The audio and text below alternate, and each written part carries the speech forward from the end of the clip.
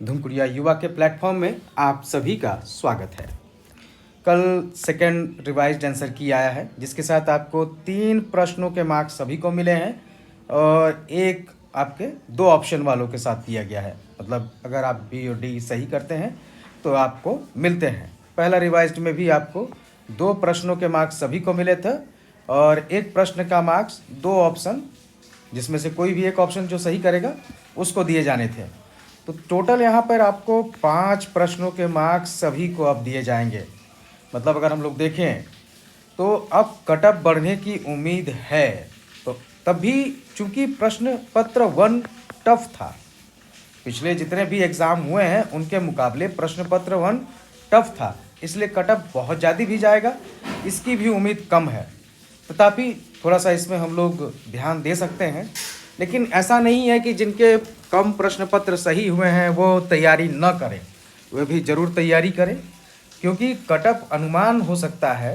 अब यह यथार्थ के धरातल पर कितना उतरेगा ये कई बातों पर निर्भर करता है।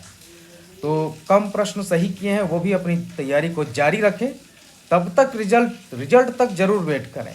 रिजल्ट आने के बाद में उसके बाद जो चाहे निर्णय लें, या फिर अगर आपके मार्क्स बहुत ही ज़्यादा कम है तो आप अपना तैयारी बदल सकते हैं, अन्यथा रिजल्ट तक ज़रूर इंतज़ार करें। आइए देखते हैं। तो 5200 प्लस आपका रिजल्ट चयन होगा सामान्य वर्ग। इस बार सिंगल कटअप की बात है, तो सिंगल कटअप होने के कारण में जो है आपका ये 5200 प्लस चयन किए जाएंगे, जिसमें एसटी, एससी, ओबीसी, जनरल सभी आएंगे। तो इसका कटअप अनुमानित तौर पर देख सकते हैं 115 प्लस माइनस 2।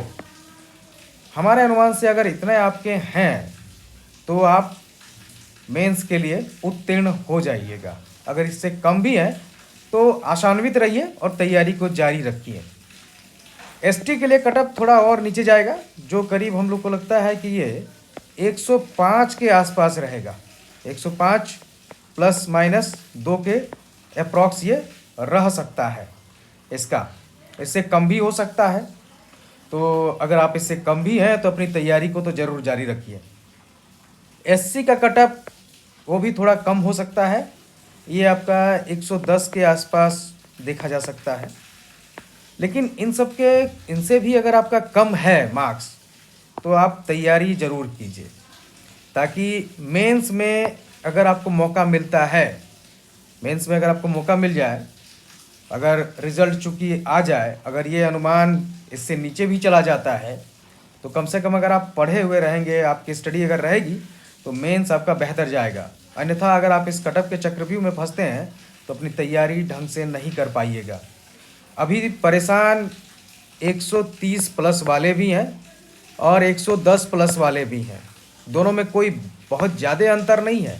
अब इस अंतर को आगे मेंस में कौन पाटेगा, जो कि इस अभी चक्रव्यूह से और परेशानी से दूर होकर अपनी पढ़ाई को जारी रखेगा। तो इसलिए अपनी पढ़ाई को जारी रखिए, सेल्फ स्टडी कीजिए। कोई ज़रूरी नहीं कि आप जो है कहीं कोचिंग कीजिए, सेल्फ स्टडी को जारी रखिए, ताकि आने वाले समय में आप मेंस में सबसे अच्छा मार्क्स ले पर आए। आपको टॉप में आना है, तो टॉप में आने के लिए ज़रूरी है कि अपना समय दीजिए। तो लगातार अपनी पढ़ाई को आप जारी रखिए। धन्यवाद।